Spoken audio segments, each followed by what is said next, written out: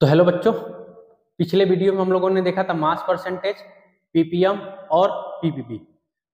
Mass percentage क्या था? Mass percentage का मतलब था मास ऑफ सॉल्यूट अपान में mass of solution into 100।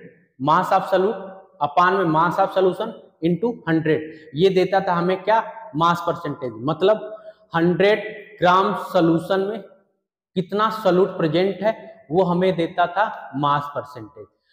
Ppm क्या था? 10 to the power 6 gram solution में कितना मास ऑफ सॉल्यूट प्रेजेंट था वो हमें देता था PPM. 10 to the power 9 gram solution में कितना सॉल्यूट प्रेजेंट है वो हमें देता था पीपीबी। अब हम लोग देखेंगे नेक्स्ट टॉपिक क्या है, वॉल्यूम परसेंटेज। वॉल्यूम परसेंटेज क्या होता है? तो volume of solute in 100 ml solution is called volume percentage. मतलब वॉल्यूम ऑफ सॉल्यूट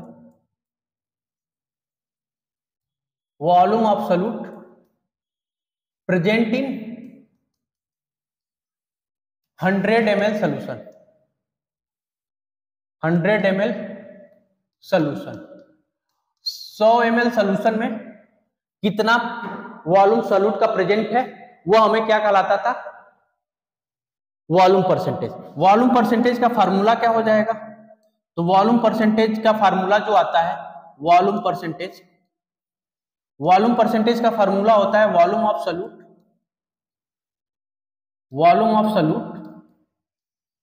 अपान में volume of solution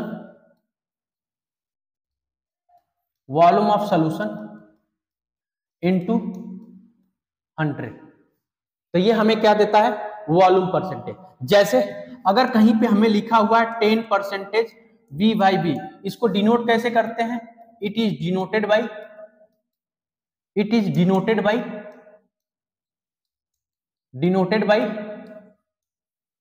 V/V percentage. मतलब V/V परसेंटेज से इसको हम क्या करेंगे? डिनोट करते हैं। तो अगर कहीं पे लिखा हुआ 10% V/V, मतलब क्या हो जाएगा? पहला वाला जो डिजिट था हमने पिछले क्लास में बताया था किसको रिप्रेजेंट करता है? सॉल्यूट को। और परसेंटेज वाली वैल्यू किसको रिप्रेजेंट करती है? सॉल्यूशन को। अगर वॉल्यूम है तो वॉल्यूम हो जाएगा, मास होगा तो मास हो जाएगा। तो इसका मतलब क्या हो जाएगा? 10 ml solute present in 100 ml of solution. 100 ml solution में सॉल्यूट कितना प्रेजेंट होता है उसी को हम क्या बोलते हैं? Volume percentage. तो वॉल्यूम क्या है? वॉल्यूम का टर्म चलेगा तो वॉल्यूम परसेंटेज, मास का टर्म चलेगा तो मास परसेंटेज। अगर कहीं पे 10% लिखा हुआ है, कहीं पे x परसेंटेज V/V लिखा हुआ है तो क्या बोलेंगे? x ml solute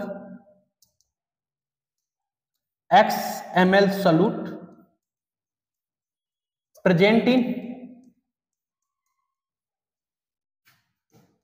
100 ml of solution. ठीक है, तो इसमें जो पहला वाला होगा वो किसको रिप्रेजेंट करता है? सॉल्यूट को प्रेजेंट करता है। और जो परसेंटेज वाली वैल्यू होती है वो किसको रिप्रेजेंट करेगा? सॉल्यूशन को। वॉल्यूम की बात करेगा तो ml में चलेगा, मास की बात करेगा तो ग्राम में चलेगा। तो ये है वॉल्यूम परसेंटेज।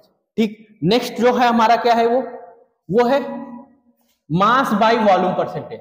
जैसे नाम से पता चल रहा है मास बाय वॉल्यूम परसेंटेज, इसको रिप्रेजेंट किया जाता है W/V परसेंटेज से। W/V मतलब W किसको रिप्रेजेंट करता है? मास को। V किसको रिप्रेजेंट करता है? वॉल्यूम को। तो W/V परसेंटेज का मतलब क्या होगा? तो मास ऑफ सॉल्यूट, W/V का मतलब मास of solute present in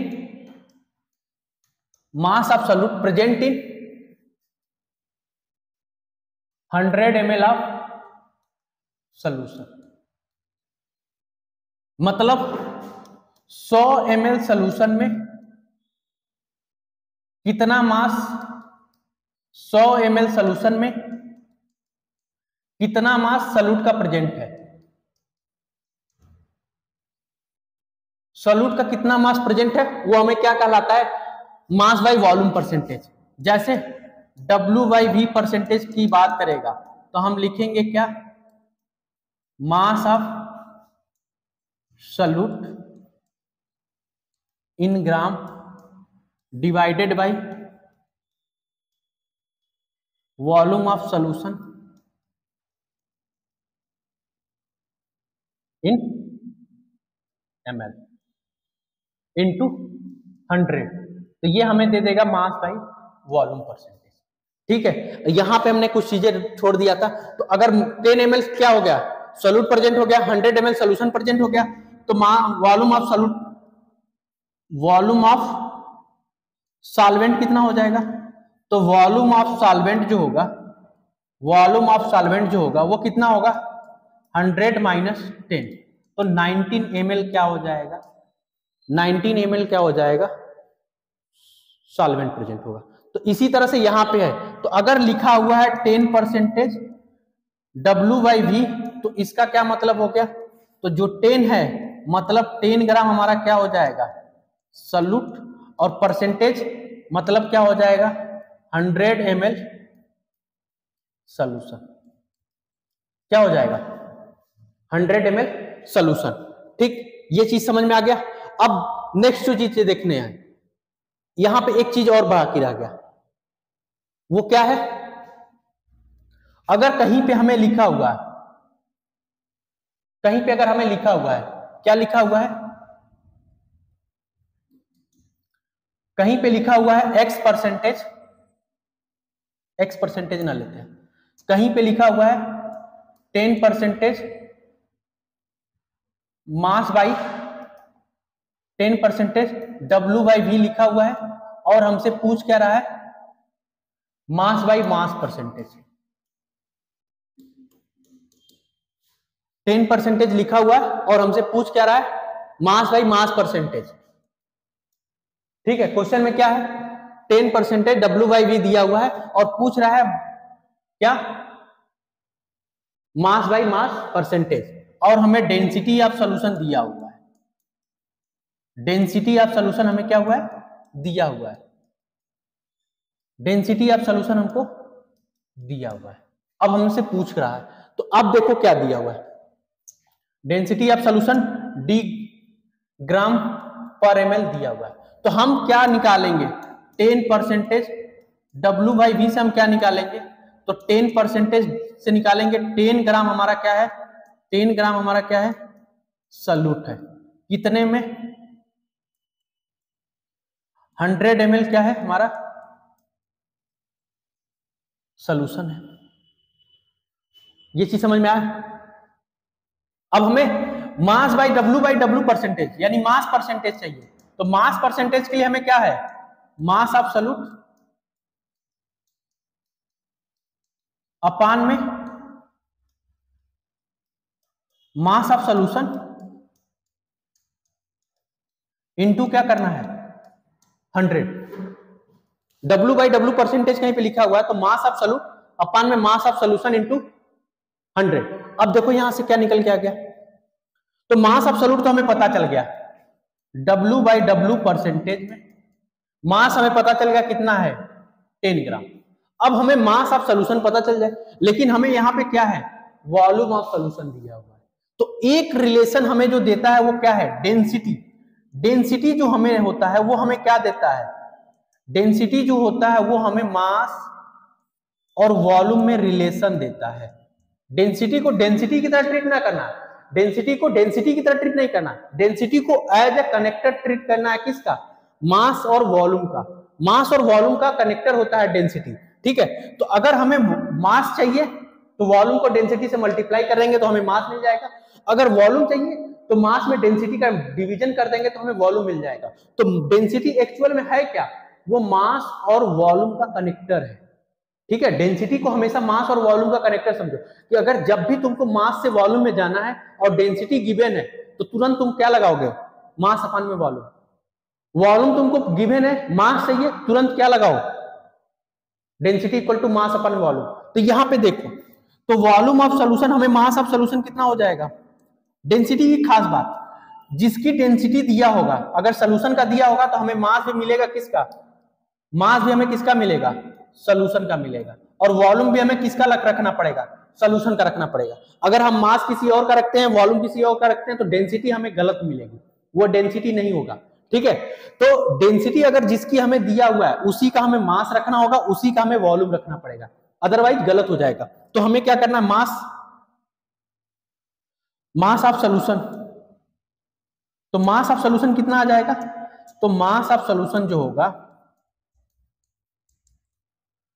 volume of solution into density of solution. तो देखो मास ऑफ सॉल्यूशन कितना है हमें चाहिए, वॉल्यूम कितना है 100 ml, डेंसिटी कितना है डी ग्राम पर ml। तो ये क्या मास कितना आ जाएगा 100 डी। मास कितना आ गया 100 डी। तो मास ऑफ सॉल्यूशन कितना हो गया 100 डी आ गया। तो मास ऑफ सॉल्यूशन हम लोग रख देते हैं, हमें मास ऑफ सॉल्यूशन चाहिए 100 डी इंटू 100। तो जो आया W बाई डब्ल्यू परसेंटेज जो आया वो कितना आया 10/d%। तो अगर हमें 10% W/V दिया हुआ है और हमसे W/W पूछ रहा है तो 10/d% आ गया। इसी का दूसरा वर्जन हमने उल्टा पूछ दिया तो W/W परसेंटेज दिया हुआ है वो हमें दिया हुआ है 10%, W/W दिया हुआ है 10% और हमसे पूछ रहा है W/V परसेंटेज, और वॉल्यूम हमको क्या हुआ है, सॉरी डेंसिटी हमको दिया हुआ है। डेंसिटी कितना दिया हुआ है, डेंसिटी ऑफ सॉल्यूशन दिया हुआ है डी ग्राम पर ml। तो यहां से 10% W/W से हम क्या कंक्लूजन निकालेंगे, तो 10 ग्राम हमारा क्या है सॉल्यूट है और परसेंटेज का मतलब होता है 100। तो 100 ग्राम हमारा क्या है सॉल्यूशन है। ये हमें इतना दिया तो हम यहां से अननोन कर लिए, ये नोन हो गया।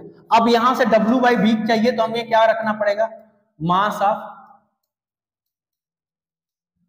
ऑफ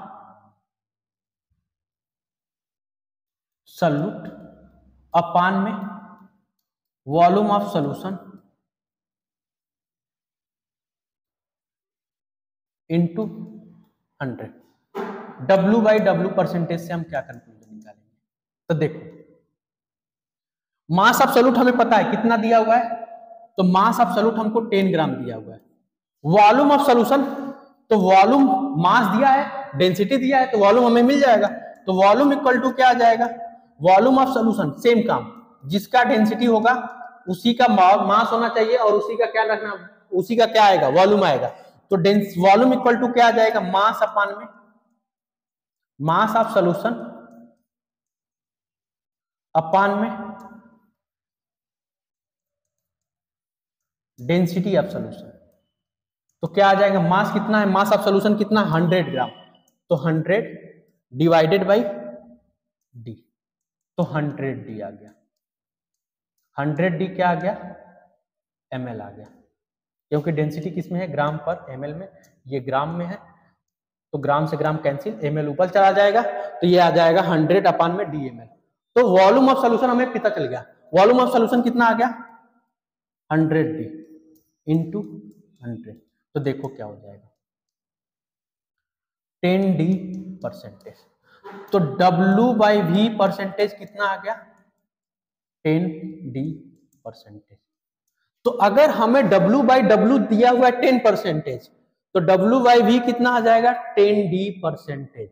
ये चीज समझ में आ रहा है कैसे करना है, तो ये मेन इंपॉर्टेंट है कनेक्टर। उसके बाद नेक्स्ट जो टॉपिक है वो क्या है हमारा मोल फ्रैक्शन।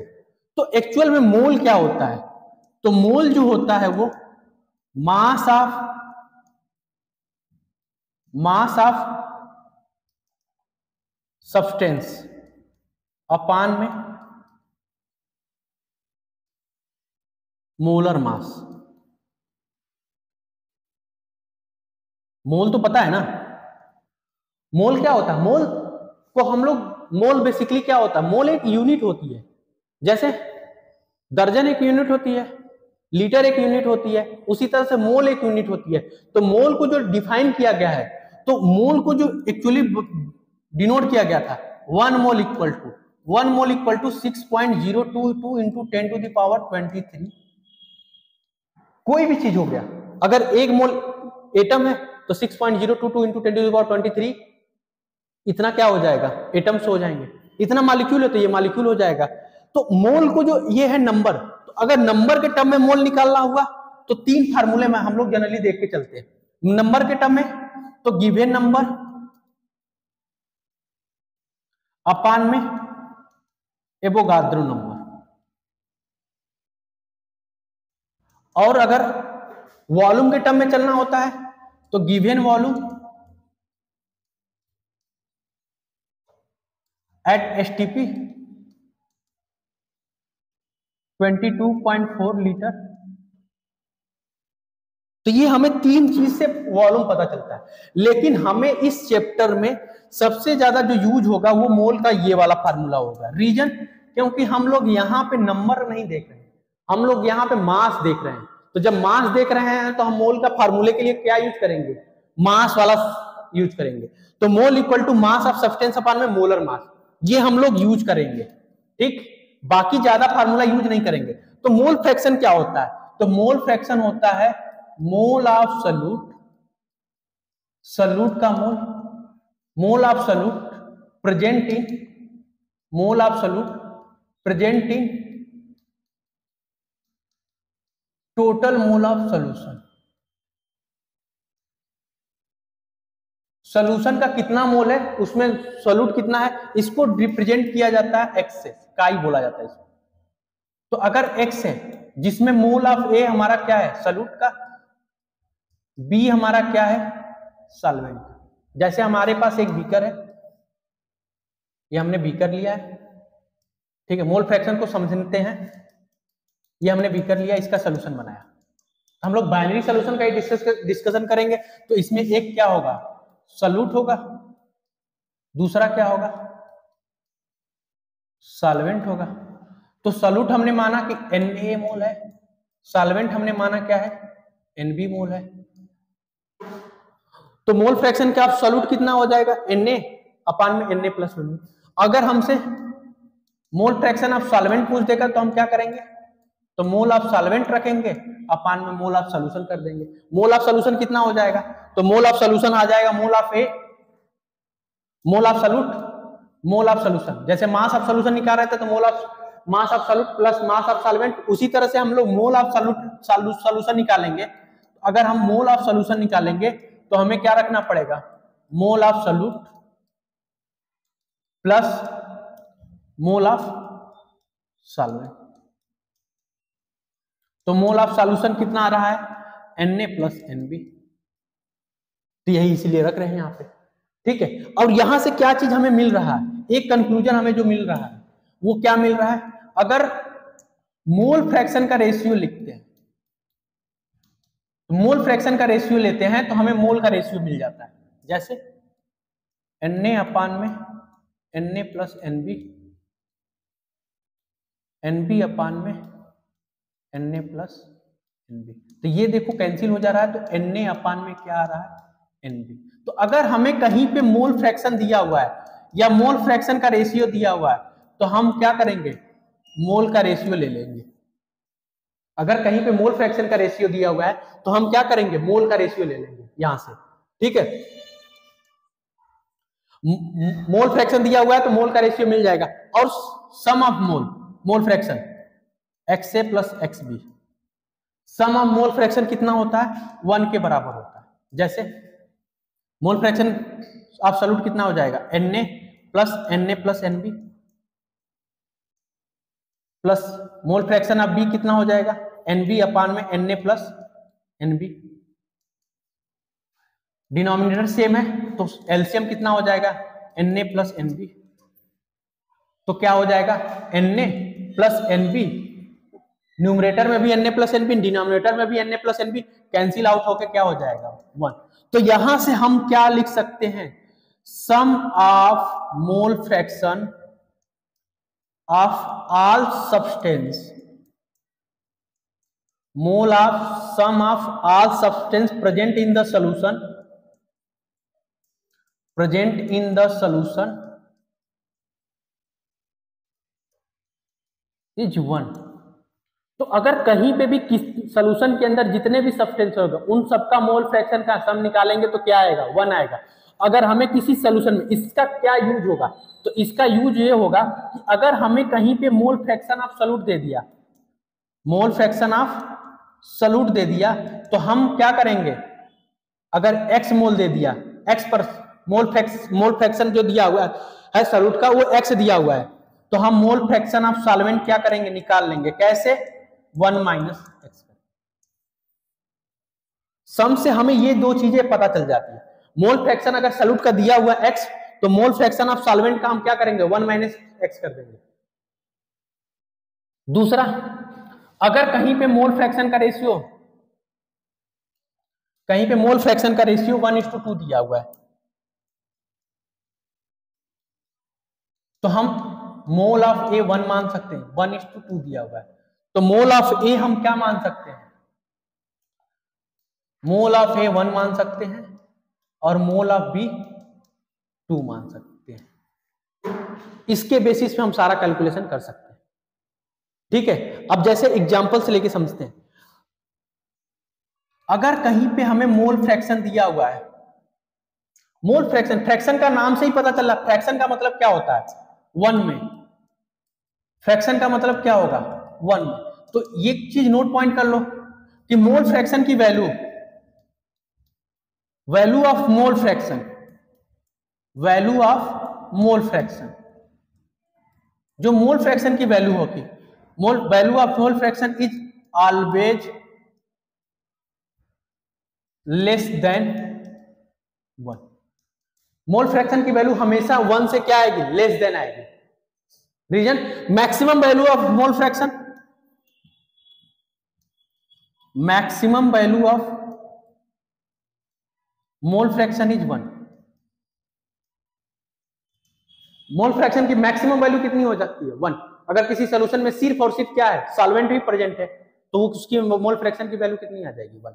तो अगर किसी सॉल्यूशन में सिर्फ और सिर्फ सॉल्यूट प्रेजेंट होगा, तो मोल फ्रैक्शन कितनी हो जाएगी, 1। किसी सॉल्यूशन में सिर्फ और सिर्फ सॉल्वेंट प्रेजेंट है, तो मोल फ्रैक्शन कितना हो जाएगा, 1। तो maximum value of mole percentage क्या हो जाएगा, सॉरी मोल फ्रैक्शन कितना हो जाएगा, 1। और minimum value of, minimum value of mole fraction कितनी हो जाएगी, तो 0। मैक्सिमम वैल्यू कितनी हो जाएगी, 1। अब जैसे इस पे क्वेश्चन पूछ सकता है, कैसे, if a solution of NaOH, if a solution of NaOH in which mole fraction is 0.1, तो पूछेगा क्या, mass percentage, mass percentage, mass percentage of, mass percentage of NaOH। NaOH का मास परसेंटेज पूछेगा कितना होगा, तो कैसे निकालेंगे, मोल फ्रैक्शन 0.1 दिया हुआ है, तो इसका मतलब क्या हुआ, मोल ऑफ NaOH कितना दिया हुआ है, 0.1। सॉल्वेंट मेंशन नहीं किया, तो always water is a universal solvent, तो वाटर को हम लोग क्या करेंगे, सॉल्वेंट की तरह। तो मोल फ्रैक्शन ऑफ सॉल्वेंट, यानी कि मोल ऑफ सॉल्वेंट कितना हो जाएगा, मोल ऑफ सॉल्वेंट यानी कि वाटर कितना हो जाएगा, 0.9। Reason, mole fraction of NaOH 0.1, तो मोल फ्रैक्शन ऑफ वाटर कितना हो जाएगा, 1 में से सब्ट्रैक्ट कर देंगे, तो 1 में से सब्ट्रैक्ट कर देंगे तो 0.9 आ गया। तो जो मोल फ्रैक्शन का रेशियो है वही क्या आ जाएगा, मोल का रेशियो। तो मोल का रेशियो हमने ये कंसीडर कर लिया। तो मास परसेंटेज के लिए हमें क्या चाहिए, मास ऑफ सॉल्यूट। तो मास ऑफ सॉल्यूट कितना हो जाएगा, अगर हमें मोल दिया हुआ है तो मास निकालना होता है, तो हम क्या करेंगे, अगर कहीं पे मोल दिया हुआ है और मास चाहिए होता है, तो हम क्या करते हैं, मोलर मास से मल्टीप्लाई कर देते हैं, तो हमें क्या मिल जाता है, मास मिल जाता है। तो मास ऑफ NaOH कितना हो जाएगा, मास ऑफ NaOH कितना हो जाएगा, तो 0.1 into molar mass of NaOH कितना हो जाता है, 40 हो जाता है। तो मास ऑफ NaOH कितना आ गया, 4 ग्राम। मास ऑफ सॉल्वेंट कितना हो जाएगा वाटर, तो 0.9 इंटू 18, तो वैल्यू आ जाएगी 16.2, 18×162, 16.2 ग्राम। ठीक है, तो मास ऑफ सोल्यूशन कितना हो जाएगा, तो मास ऑफ सोल्यूशन जो होगा 4 + 16.2, तो कितना आ जाएगा 20.2 ग्राम, 20.2 ग्राम। तो मास परसेंटेज चाहिए, तो मास परसेंटेज का हमने क्या फार्मूला बताया था, मास परसेंटेज इक्वल टू क्या फार्मूला होता है, तो मास ऑफ सॉल्यूट कितना आ गया 4 ग्राम, मास ऑफ सोल्यूशन कितना आ गया 20.2 इंटू 2 से कट करेंगे इसको, तो ये आ जाएगा 2/101, तो ये आ जाएगा 200/1। अब इसको सॉल्व कर लेंगे तो ये वैल्यू करीब अप्रॉक्स में देख के लेके चलेंगे तो 20%, 19.9 के आसपास अप्रॉक्सीमेट 20% के आसपास वैल्यू आ जाएगी। ठीक है, तो अब देखो मोल फ्रैक्शन दिया हुआ तो मास परसेंटेज में कैसे कन्वर्ट होगे, मोल फ्रैक्शन देगा हम या फिर मास परसेंटेज देगा, उससे मोल में कैसे कन्वर्ट करेंगे, तो ये चीजें हमें आनी चाहिए, इसका कन्वर्टर हमें बहुत इंपॉर्टेंट है। तो हम लोग सोल्यूशन को के क्वेश्चन को कैसे करेंगे या कंसंट्रेशन टर्म के क्वेश्चन को कैसे करेंगे, इसी तरह से कनेक्ट करेंगे। क्यों, कंसंट्रेशन टर्म क्या है, एक के रेस्पेक्ट में दूसरा, तो जब रेस्पेक्ट की बात चलती है कि एक के रेस्पेक्ट में दूसरा कितना प्रेजेंट है, तो वहां पे रेशियो की बात कर रहे हैं, और रेशियो में हमें जरूरी नहीं है कि एग्जैक्ट वैल्यू दिया हो तभी हम सॉल्व करेंगे, एग्जैक्ट वैल्यू नहीं दिया होगा तब भी हम क्या करेंगे, उसके क्वेश्चन को कैसे सॉल्व करेंगे, तो इस तरह से हम लोग सॉल्व करेंगे। तो नेक्स्ट वीडियो में हम लोग इस एग्जांपल्स के थ्रू ये जो अभी तक जो कॉन्सेप्ट सीखे हैं उसको हम लोग अप्लाई करने की कोशिश करेंगे। ठीक है, थैंक यू।